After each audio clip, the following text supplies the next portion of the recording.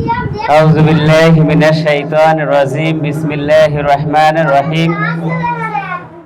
উলিপুর নুরানি মাদ্রাসার আজকের পরীক্ষার্থীদের মাধ্যমে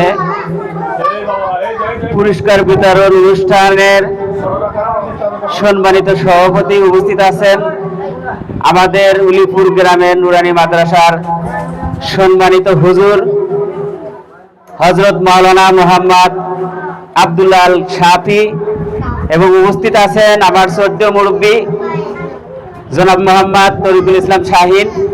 আমার পাশে উপস্থিত আছেন আমার উলিপুর পশ্চিম পাড়া মসজিদের সম্মানিত সভাপতি জনাব মোহাম্মদ আব্দুর রহিম এবং আমার পাশে উপস্থিত আছেন হযরত মাওলানা আমাদের আনোয়ার ভাই এবং আমার সামনে আমার ছোট্ট ছেলেমেয়েরা, সকলের প্রতি আমার সালাম। আসসালামু আলাইকুম রাহমাতুল্লাহি ওয়া বারাকাতুহু। আজকে আমরা এরকম একটা মাদ্রাসা পেয়ে আমরা খুবই ধন্য মনে করছি যে আমাদের বিগত দিনের যে সমস্ত পুরুষেরা মারা গেছে তাদের সময় কিন্তু এই গ্রামে এরকম একটি মাদ্রাসা ছিল না এবং আজকে অনেক আমাদের বাপ চাচা এবং ভাই বেরাদার আছে যে তারা ঠিক মতে আলহামদুলিল্লাহ বলতে পারে না। তো এইগুলো তো আমাদের জীবনে প্রয়োজন আছে, সেই জন্য মহান আল্লাহর কাছে শুকরিয়া জ্ঞাপন করছি। সকলেই বলি আলহামদুলিল্লাহ।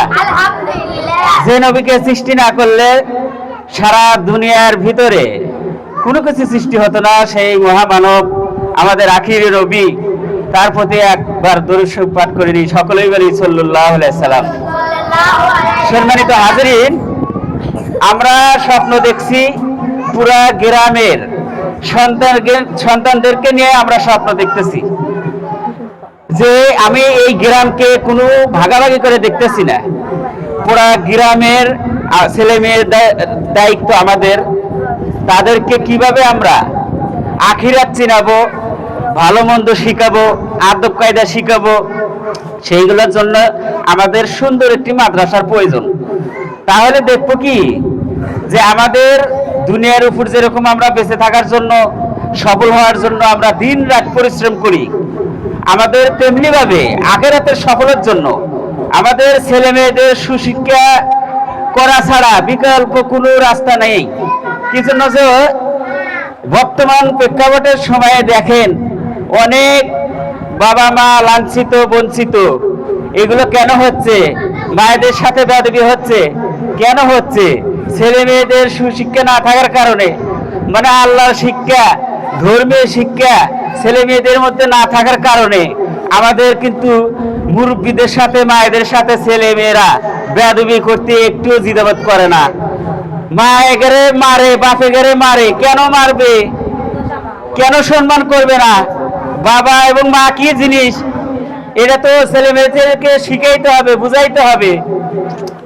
হাদিসে এরকম আসছে যে আল্লাহর পরে রাসূল, রাসূলের পরেই বাবা মার সম্মান। এটা যদি আমাদের সন্তানেরা বুঝতো, শিখতো, তাহলে অবশ্যই যেখানে মারার জন্য সলপাল ভূমিকা পালন করে, সেইখানে ধর্মীয় শিক্ষা যদি আমাদের ছেলে মেয়েদের ভিতরে থাকে, সেইখানে মা বাবার কপালে বিকালবেলা চুমো দিত আর সম্মান দিত। সুতরাং আমি আমার এই গ্রামের 14 মুরব্বীদেরকে বিনীতভাবে অনুরোধ জানাবো এবং আমার গ্রামের সকল মা বোনদেরকে অনুরোধ জানাবো, এরকম একটি সুন্দর মাদ্রাসা করার লক্ষ্যে আমাদের একটু ত্যাগ স্বীকার করতে হবে। আমাদের ছেলে মেয়েদের ভবিষ্যৎ গড়ার লক্ষ্যে আমাদের একটু সময় ব্যয় করতে হবে, আমাদের একটু অর্থ ব্যয় করতে হবে। তাহলে আমাদের গ্রামে ফুটে উঠবে সুন্দর একটি মাদ্রাসা। আর সুন্দর একটি মাদ্রাসা ফুটে ওঠার মাধ্যমে আমাদের বিভিন্ন জায়গা থেকে অনেক বড় বড় আলেম ওলামার আগমন ঘটবে। তাদের আগমনের বিনিময়ে আমরা পাবো আল্লাহর রহমত, আর সেই রহমতের উসিলায় আমরা দোজাহানের শান্তি কামিয়াবি হাসিল করতে পারবো আমাদের ছেলে মেয়েদের শিক্ষা অর্জনের মাধ্যম দিয়ে। তাই আমি সকলকে অনুরোধ করব যে আমরা স্বপ্ন দেখতেছি দ্রুত একটি মাদ্রাসা কিভাবে আমরা চালু করব।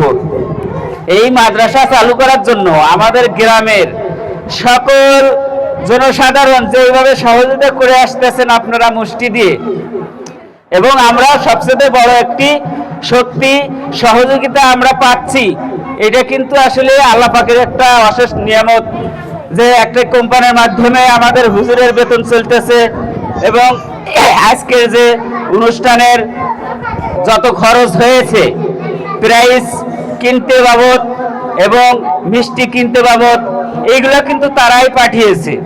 সেই জায়গা থেকে আমরা কিন্তু অনেকটাই আমরা মানে সাশ্রয়ের সাথে আমরা এই প্রতিষ্ঠান চালাইতে পারতেছি।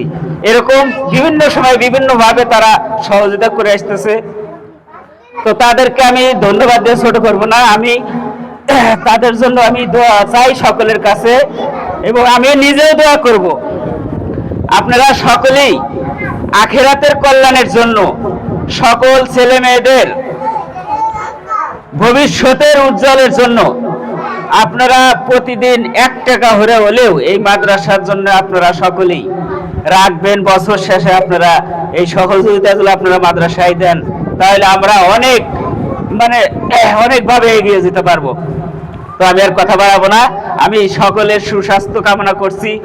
আমি সকলকে আমি আল্লাহর কাছে দোয়া চাই সকলের জন্য, সকলেই যেন সুস্থতার সাথে উদার মন নিয়ে এই মাদ্রাসায় সহযোগিতা করতে পারে, সেই জন্য আমি আল্লাহর কাছে পানা চাই। সকলকে ধন্যবাদ, সকলকে আমি আবারও সালাম জানিয়ে বিদায় নিচ্ছি। আসসালামু আলাইকুম রহমতুল্লাহ বারকাতুহু।